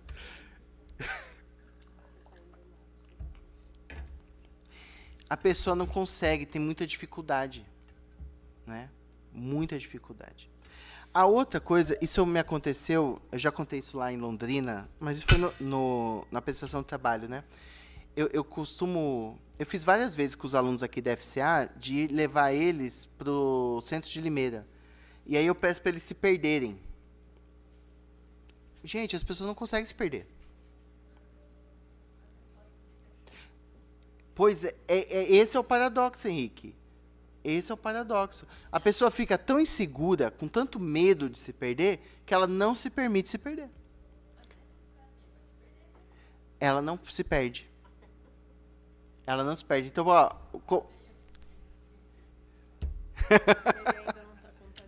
Tá vendo? Isso faz a gente ter esperança, Henrique. Não tá contaminado. Porque se perder é fundamental. Então, vou dar um exemplo rapidinho. Então, eu peguei os alunos, aí falei assim, olha, gente, semana que vem, 8 da manhã, nós vamos nos encontrar na Praça Toledo Barros. Aí os alunos, onde é, professor? Não descubram. Aí já ficou aquele apavoro. Primeira coisa que eles foram fazer? Digitar no Google. E eu falei, gente, ó, não usem o Google. Descubram. Mas tem gente que já começou a ficar com falta de ar. E hoje em dia tudo é gatilho. A gente tem até que tomar cuidado com isso. Da né? ansiedade. Não, tem gente que tem problemas sérios mesmo. Né? Não é para diminuir isso, não. Eu estou falando, tem que tomar cuidado mesmo. Né? Mas eu falei, não, gente, calma, eu tento tranquilizar. Eu não jogo assim. Né, Tiago? A cara de Tiago. Aí foram, chegar na Toledo Barros. E eu tenho que chegar depois do horário. Porque se eu chegar antes, eles me veem, aí vão tudo em roda, né? Então eu tenho que chegar depois do horário. Para dar aquela... Eles terem a incerteza se estão no lugar certo. Aí chega, conversa e tal. Aí fala, ó, tal hora agora, a gente vai se encontrar em tal lugar. Aí eu tento falar um lugar que eles não consigam achar no Google. E aí... Mas aí eu dou tipo 1h30, assim. Não, gente, para vocês irem até lá, vocês têm que se perder pela cidade, andar pela cidade aleatoriamente, aonde vocês forem chamados. A maioria ou pegou Uber para ir no lugar, ou pegou o ônibus, foi direto no lugar e ficaram lá 1 hora sentado esperando.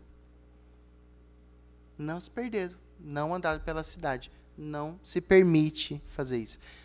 Vários motivos aqueles que eu falei, gente. Fica inseguro, fica com medo, né? Tem medo de ser atacado, de ter violência, não sei o quê. Não conhece a cidade, então tem medo. Não estou criticando a pessoa ter medo pelo desconhecido. Eu estou apenas relatando o diagnóstico de uma coisa que vai se aprofundar, está se aprofundando. Porque, justamente, as experiências espaciais... E a pergunta que eu acho que a gente tem que se fazer é: que experiência essas novas gerações têm da cidade? Que cidade é essa que essas novas gerações vivem? Então, isso que eu estou falando, coisa já aconteceu há mais anos atrás. Hoje é mais difícil eu fazer isso que eu estou falando para vocês. Por quê? Essa experiência espacial das cidades, esse expor-se, sentar com a família, sentar nos circuitos, e isso com várias classes sociais, não é apenas classes, né, mais abastadas, vamos dizer assim. Então, parece que tem toda uma geração que está demorando mais para ter autonomia para circular sozinha na cidade. E mesmo quando tem essa autonomia, não a exerce, porque não quer exercer. Né? Porque a gente fala assim dessa liberdade de andar na rua, a gente acha um valor. Nem todo mundo acha esse valor todo que a gente está querendo. E essa eu acho que é a angústia, quer dizer... A gente se acostumou a certos valores sobre corporeidade, liberdade, experiência urbana, brincar na rua, etc., que essas novas gerações não necessariamente têm. E qual que é o impacto disso quando eu vou tentar pensar na experiência na escola? Então, qual é a experiência, qual é a corporeidade... De novo, eu volto a pergunta, qual é a corporeidade que está chegando para a gente trabalhar? Quais são essas experiências de mundo que está sendo trazido para dentro da escola, né? Ao mesmo tempo, se eu tiver em certas regiões do Brasil, tudo isso que eu estou falando parece uma grande bobagem, porque estão tudo vivendo, né, na roça, está vivendo no rio, está vivendo com uma liberdade de outra corporeidade, que ao ouvir isso que eu estou falando, vai achar que não tem nem nexo. Por quê? Porque é outra corporeidade. Só que essas corporeidades se encontram. Né? E a outra coisa que eu acho que é muito séria, além dessa não autonomia na circulação na cidade, o não desejo, muitas vezes, dessa autonomia, é que isso aprofunda a alergia ao diferente. Por quê? Porque a gente vai emulando cada vez mais experiências das redes sociais da vida em bolhas. Então, quem tem 40 anos ou mais, ou quem fez geografia ou outras faculdades nos anos 90, deve se lembrar da discussão sobre o que é cidade. Por que eu elogio a cidade? Porque a cidade é cosmopolita, é o encontro do diferente, os espaços urbanos, né? Aliás, a minha monografia sobre Londrina, no meu TCC... Não, ou foi um trabalho lá para a Tânia Fresca. Fresca é o sobrenome, tá, gente? Não é alcunha. É a professora lá do departamento da UEL, tá? Ana Maria Fresca. Não é ofensivo, tá? O sobrenome dela é Fresca. Era italiano, foi mudando, era Freschi. Aí foi mudando, virou Fresca. O que a gente dizia sobre o calçadão de Londrina? Eu lembro de ter escrito isso. O calçadão é o lugar onde todas as classes sociais andam lado a lado. Eu lembro de escrever isso. Né? O calçadão não é mais esse lugar que está todo mundo circulando por lá, por exemplo. Os centros urbanos não têm mais essa possibilidade desse encontro diferente. E as novas gerações não estão tão interessadas em ter esse encontro com o diferente. Né? Então, que tipo de experiência de mundo essas corporeidades trazem para as escolas? Né? E, para terminar, eu queria voltar a pergunta para nós, que damos aula. Né? Que experiências nós estamos propondo para essas turmas, para esses estudantes? Né? Será que a gente consegue propor experiência de deslocamento ou só de reificação dessas diferenças? Ou da mesma idade?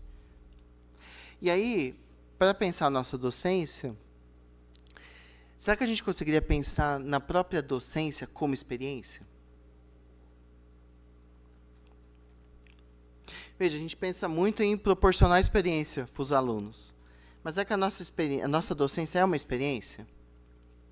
Será que a nossa docência, porque se o ensinar a aprender é uma única ação, e a gente está aqui defendendo a pedagogia pela experiência, a docência não deveria também ser uma experiência? Ou seja, ela não deveria também acolher a incerteza, o fortuito, o banal? A Giane falou do quê? Do pequeno? Não, do detalhe, como é que é? Da miudeza, isso. Né? Ela não deveria estar mais ancorada no cotidiano, mais próxima dessa fluidez do que um passar programático de determinadas questões? Né? Eu acho que a gente fala muito como que os alunos vão enfrentar, como é que a gente vai enfrentar essas experiências que estão com a gente dentro das salas de aula? Né? Como é que a gente lida com isso? Né? Eu acho que nós talvez tenhamos mais dificuldades do que os estudantes, né? Ainda mais se a gente ficar com certas ideias, e eu estou falando claro para mim mesmo, né? Eu brinco muito, eu fico falando, né? As pessoas ficam me ouvindo falar que por mim a internet podia acabar, né? Isso é quase verdade, quase mentira, né? Mas é um pouco isso, é um pouco essas relações geracionais com formas de experiência diferentes que ser professor nos coloca cotidianamente, não é? E só tende a aumentar a diferença dessas corporeidades, né? A essas experiências, não a diminuir, mas a aumentar. Como é que a gente lida com isso? Né? Sem se tornar nós o estabelecimento de parâmetros de interdição das possibilidades de existência dessa multiplicidade que é a convivência, né, no processo de ensino-aprendizagem. Né?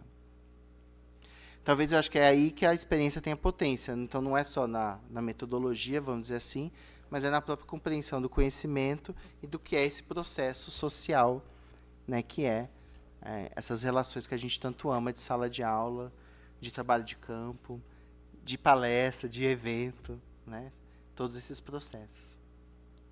É isso, gente. Obrigado pela atenção.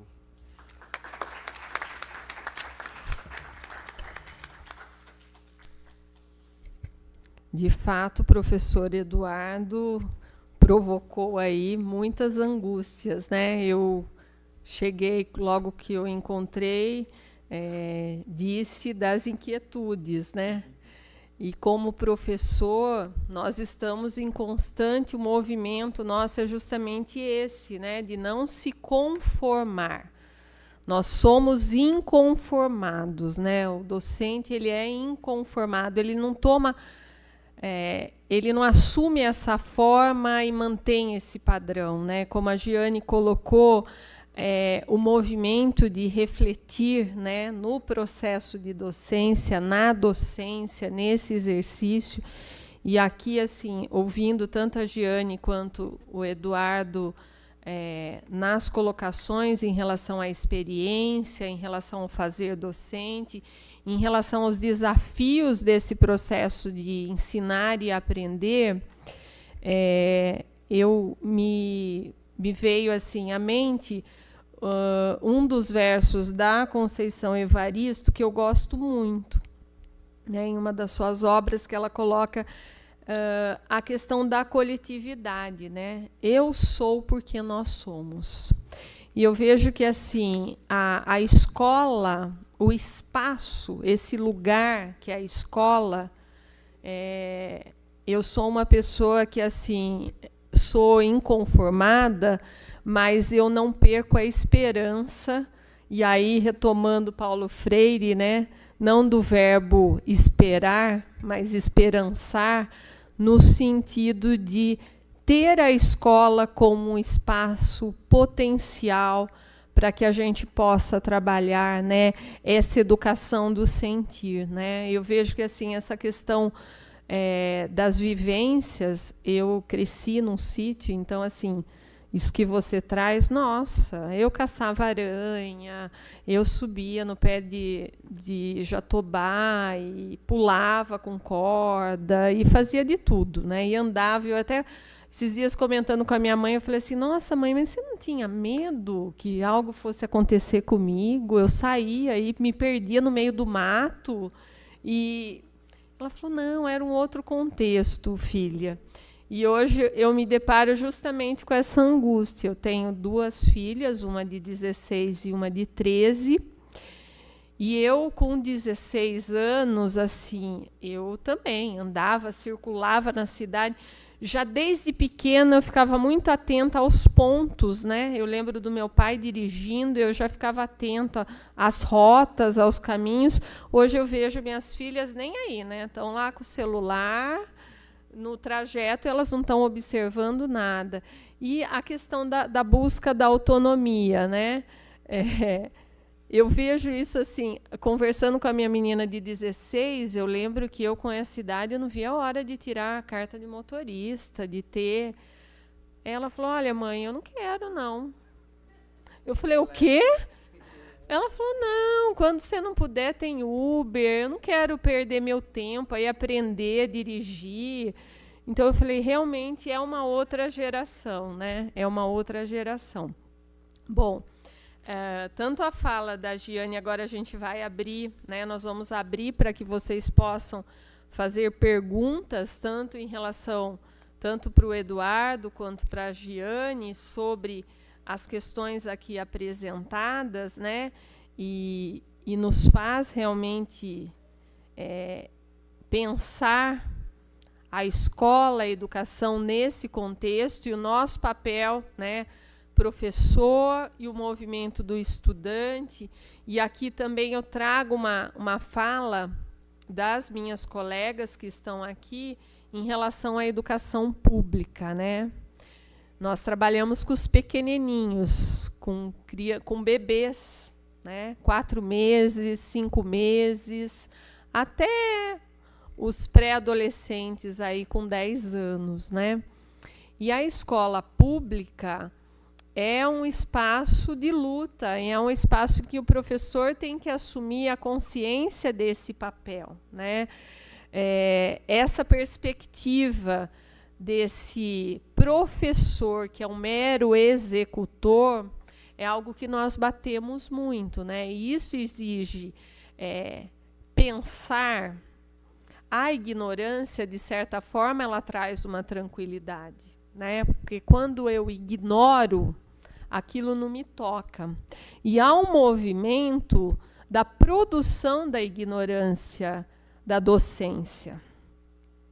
Porque tem coisas que nós observamos, a geração aí de 2 décadas, que tem 15, 20 anos de experiência, 30 anos, que nos choca.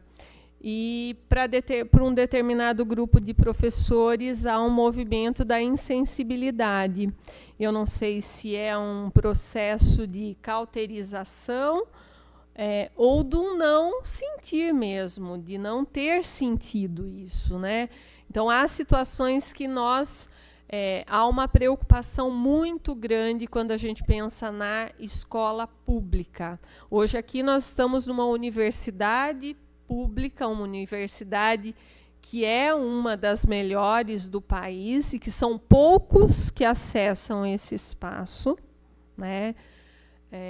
Muitas vezes aquele que mais precisa, ele não tem condições de estar aqui, mesmo com todas as políticas de acesso, mas ele não tem condição. Aliás, ele nem sonha, né?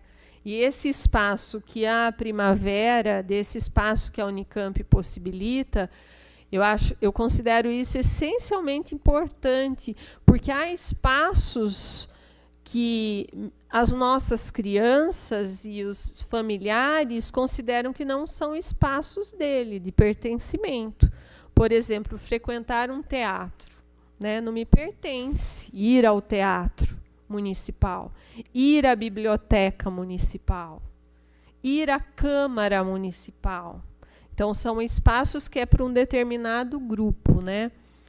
E, bom, eu também trago muitas dessas inquietudes, mas, assim, eu, como professora, como educadora, eu não desisto de acreditar na escola como espaço de transformação, como espaço de mudança. A criança pode não ter esse espaço de vivência em casa, pelas condições, por todos esses aspectos aqui apresentados, mas a escola pode e deve possibilitar esses espaços, né? Então, eu vejo que assim, é nisso que nós acreditamos na escola como esse espaço de multiplicidade, o espaço que considera a singularidade. E aqui, enquanto vocês estão pensando nos questionamentos, eu estou olhando para a Silvani e eu gostaria de colocar uma primeira questão aqui, tanto para a Giane quanto para o Eduardo. A professora Silvani, ela vive e respira a questão dos estudantes com deficiência e a luta pelo processo de inclusão. E a professora Giane, em um dos momentos do seu livro, narra essa experiência, né, com uma estudante surda, e aí dessa aluna chegar ao espaço da sala de aula e como lidar, né? Dentro dessa perspectiva, né, que vocês tratam aqui nas duas obras da fenomenologia, como fica essa questão da inclusão no contexto da sala de aula, em que como esse diferente é tratado, né? Como ele é visto e como ele é, de fato, incluído ou não nessa perspectiva, porque nós lidamos, por mais que há legislação, por mais que no discurso há um movimento de inclusão, né? A realidade, aquilo que se materializa no dia a dia, muitas vezes não é essa faceta, né? E a gente percebe o sofrimento dessas crianças que não se sentem pertencentes, né? O sofrimento das famílias em relação a todas essas questões. Então, eu gostaria de ouvir um pouquinho de vocês essa questão, essa perspectiva da inclusão, sobretudo dos estudantes com deficiência, na relação aí do fazer docente.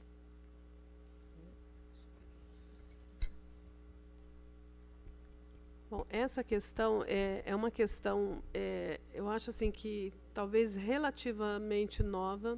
Quando eu narro da estudante surda, isso se dá início da década de 90, mas que nos espaços formativos isso não era uma questão colocada.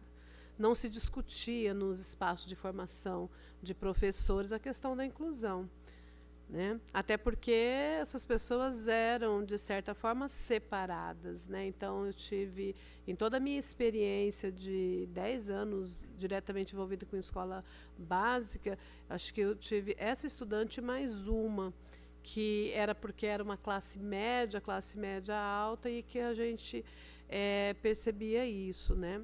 Mas não é um tema recente, é um tema que... Mas eu falo assim que muitas vezes acabou, de alguma forma, demorando para chegar, né, nos espaços de formação.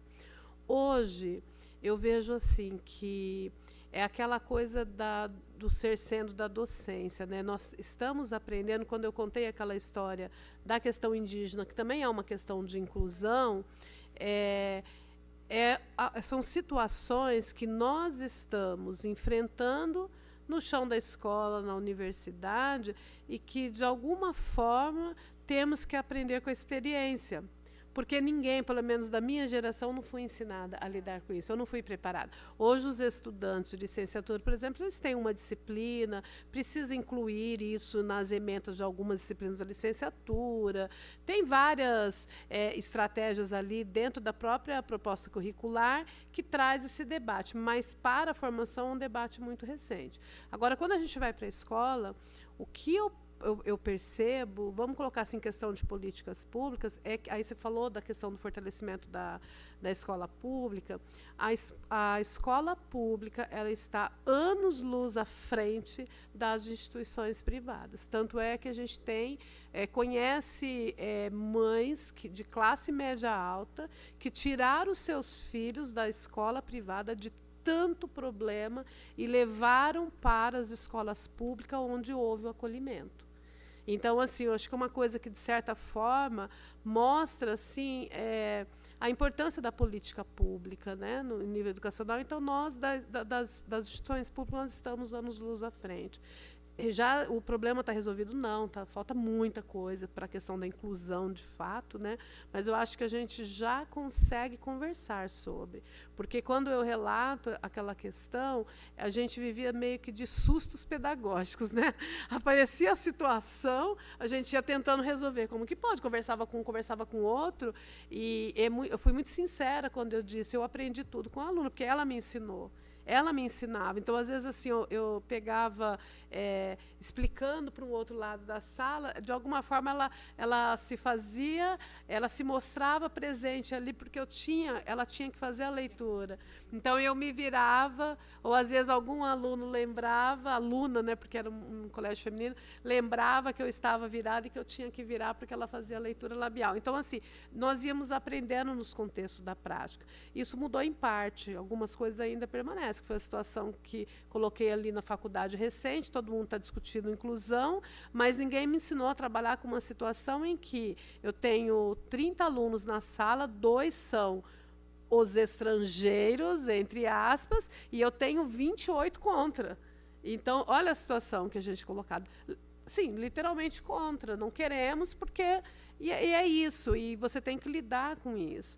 Então, eu vejo assim, do ponto de vista das políticas públicas, nós esperamos muita coisa tem que ser feita, embora acho que é um certo, assim, talvez assim, a gente fica um pouco mais tranquilo de entender que, apesar das dificuldades, ainda a gente está num processo que as coisas estão acontecendo. Agora, para as coisas acontecerem e melhorarem, eu acredito que é a própria presença do diferente, né, ali que vai fazer com que a gente possa mobilizar, né, o pensamento, as ações, é a presença do outro, e é isso que vai fazer a gente, porque eu vejo na minha experiência que a gente nunca discutiu determinadas situações enquanto elas não estavam lá. E a partir da presença desse outro, nós começamos a pensar, né? Então, a gente, muitas vezes, eu acho que para a docência a gente precisa pensar, não adianta a gente esperar que políticas aconteçam, que tudo fique muito bonitinho, nós vamos ter também que fazer esse movimento como se diz, da base, né, para que as coisas melhorem nessa questão da inclusão, né?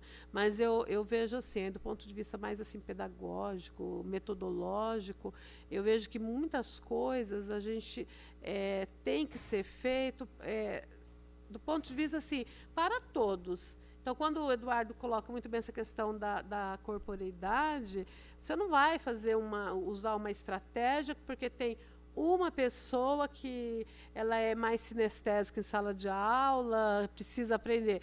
A inclusão, ela acaba sendo um processo que você leva todos nesse processo de inclusão, né?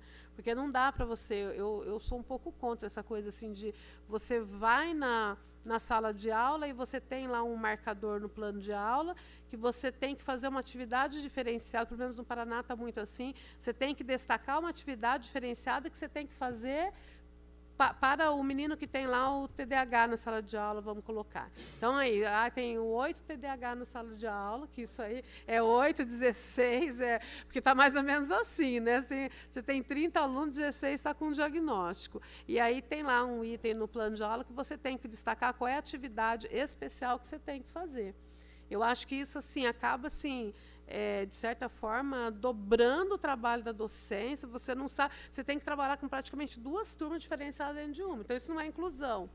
Nós temos que arrumar. Tenho resposta? Não tem, mas nós temos que arrumar formas de fazer com que essa horizontalidade também funcione na inclusão. Né, uns aprendendo com os outros, essa coisa da alteridade, da empatia, ela precisa ser mais demarcada no espaço escolar. Né? A gente tem algumas, por exemplo, na universidade, a gente tem algumas experiências pedagógicas que a gente faz, que é estudante aprendendo com estudante ensinando, porque pressupõe essa questão da horizontalidade. E na escola isso precisa, o professor precisa sair um pouco do centro, né? Discute muito o aluno como centro, mas na verdade o professor ainda continua centralizando tudo, né? Tudo é o professor, né? O aluno foi mal, é o professor que não ensinou. A sala é indisciplinada, é o professor. Então acho que a gente precisa compartilhar um pouco, né, essas questões e fazer com que a sala aconteça nesse sentido da coletividade, que você já colocou também. Talvez a inclusão seja um processo mais tranquilo de acontecer quando todo mundo está voltado para o mesmo objetivo. E não agora uma atividade para alguns, outra atividade para outros, e é praticamente impossível a inclusão nesse formato, que pelo menos na minha realidade isso acontece. Você tem que trabalhar de uma forma diferenciada. Então eu vejo que isso é um processo muito complicado de se fazer, né? Assim, na prática, a teoria é outra. Acho que isso continua valendo muito, né? Eu não tenho muito o que acrescentar ao que a Jane falou, só 2 coisas. Esse processo que está descrevendo é o que aconteceu com a programação de televisão, né? Agora é tudo on demand, né? Então, quer dizer, não tem, ao invés de você ter que se preocupar em ter algo que é coletivo e abarque as pessoas, você oferece para cada um. Então, está dentro do empresariamento, transformação em consumo, relação de consumo, é outra coisa. E eu me lembrei de uma situação, e essa coisa da corporeidade, né? Quer dizer, essas várias formas de deficiência, ou chamadas de deficiência, enfim, elas fazem parte desse conjunto que são as corporeidades, né? Mas eu me lembrei de um projeto que a gente fez com uma escola lá em Campinas, uns anos atrás, e era de fazer mapeamento comunitário. E aí as próprias crianças fazem o mapeamento da escola e do entorno. E aí tinha um menino cadeirante. E foi o momento em que a escola, os colegas, a comunidade, os colegas, na verdade, perceberam o que era se locomover na cadeira de rodas. E aí os próprios colegas é que fizeram o movimento, porque aí você tinha que mapear, tinha que carregar o colega para o bairro, tinha que atravessar ele a rua. Isso, e aí esse processo horizontal mesmo, né, de compartilhamento. O que, se você exclui para incluir, não funciona, né? Bom, vamos então passar aí as perguntas. O microfone está com Larissa.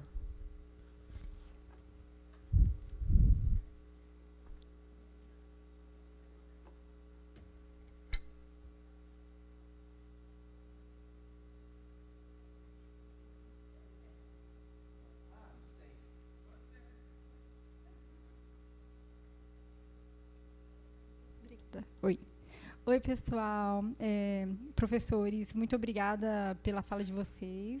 O meu nome é Bianca, eu sou aqui